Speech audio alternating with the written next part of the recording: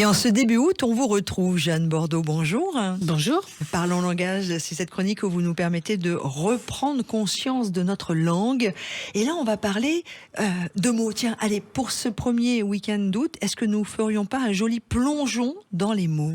Et oui, surtout qu'en tant qu'artiste, je fais des tableaux et des fresques depuis 20 ans et je raconte l'époque avec les mots. Donc, même si ce ne sont pas mes préférés dans le langage, ils disent quelque chose de notre époque. Par exemple, les géants de la tech nous dirigent. Elon Musk a fait oublier l'aura de Steve Jobs, qui après tout n'a jamais disparu qu'en 2011. Maintenant, on vous parle de Bill Gates, on vous parle de Peter Thiel, PayPal oblige, et les barons de la tech contribuent à la formation des opinions. Donc est apparu un mot, le tech-féodalisme. On entend d'ailleurs le vocable aussi vassaliser, qui est vraiment un mot du Moyen-Âge. C'était le noble qui dépendait d'un seigneur. Donc on voit bien que le mot installe toute une atmosphère. Ces nouveaux barons sont-ils les nouveaux maîtres ? Oui, sans doute. Et le pouvoir de ces geeks flirte en tout cas avec d'autres tendances.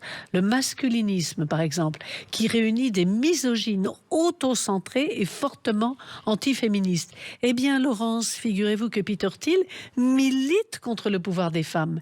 Et virilisme, lui, a fait partie des 150 mots qui sont entrés dans le Larousse en 2025. C'est quand même récent. Donc, l'IA ébranle la démocratie. Ça, c'est le mot le plus prononcé actuellement. Et l'IA contribue, entre autres, à montrer des guerres spectacles.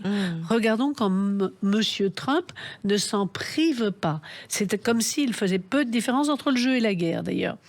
Par ailleurs, s'installe un monde du commerce sans frontières par le biais toujours des réseaux sociaux. On veille à créer l'envie, à séduire. On exacerbe le désir par le digital pour faire acheter. Mais qu'est-ce que cela exacerbe également ? Le mot inégalité. C'est des mots à la mode sont les mots répétés et parfois des mots nouveaux, mais les mots répétés également. Et ça, ces inégalités, ça va créer des rancœurs, des colères. Colère, depuis 2014, est un mot constamment présent dans notre vocabulaire.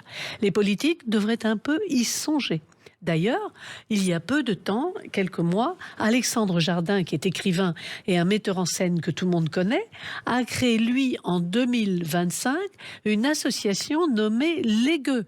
Là encore, retour au Moyen-Âge. Il veut aider ceux qu'il réunit dans cette association à défendre leur pouvoir d'achat. Des mots utilisés de plus en plus qui dessinent aussi, du coup, les changements profonds de notre société.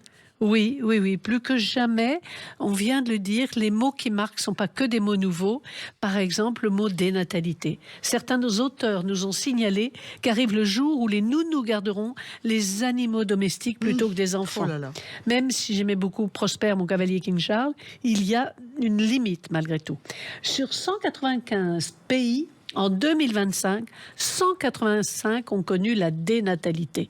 Baisse de la fécondité, infertilité sont des mots de l'année dans le même esprit. Infertilité, Laurence a rempli de manière répétitive les pages des magazines féminins. Donc, on voit que tous ces mots importent et taguent un petit peu le dessin de notre époque. Chaos est un autre mot aussi répétitivement invoqué. Et l'adjectif chaotique est devenu courant. C'est quoi le chaos ? C'est un grand désordre, c'est de la confusion, c'est l'anarchie, c'est le tumulte, l'agitation. Et un autre mot sombre et triste, c'est solitude. Dans un grand livre qui est grand public, La santé est un combat de Stéphane Jeuny, qui est président d'une grande mutuelle, on peut lire épidémie de solitude. Eh bien, c'est une image bien triste.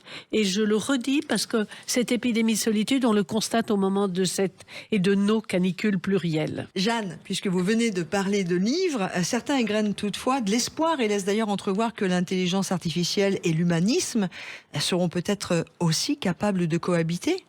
Oui, c'est vrai, hein, vous voyez bien, on y revient. C'est-à-dire que pour vous, un des nouveaux paradigmes profonds qui va changer notre société, c'est quand même l'intelligence artificielle et cette fameuse IA.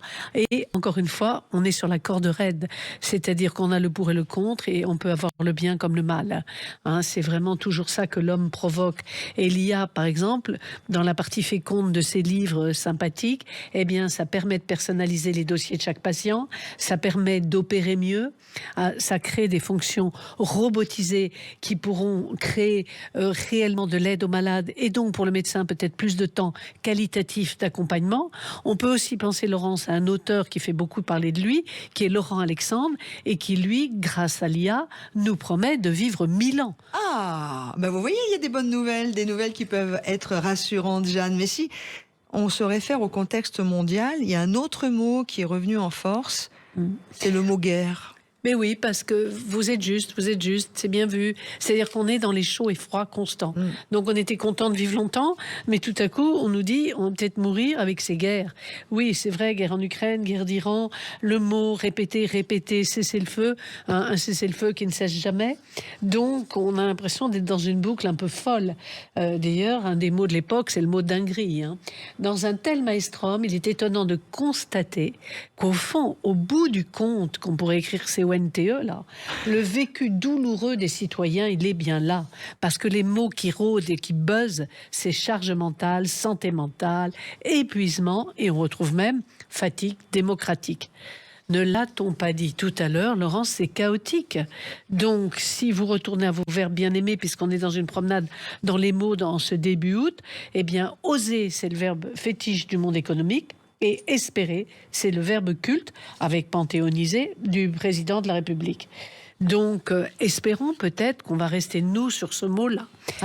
Moi, j'aime beaucoup. On va terminer là-dessus ? Oui. Allez. Et puis, on va avoir une très bonne nouvelle. On va espérer vous retrouver le week-end prochain. Bon, en tout cas, moi, je suis contente de vous revoir aussi. Donc, tout va bien. Bonne semaine et bon week-end.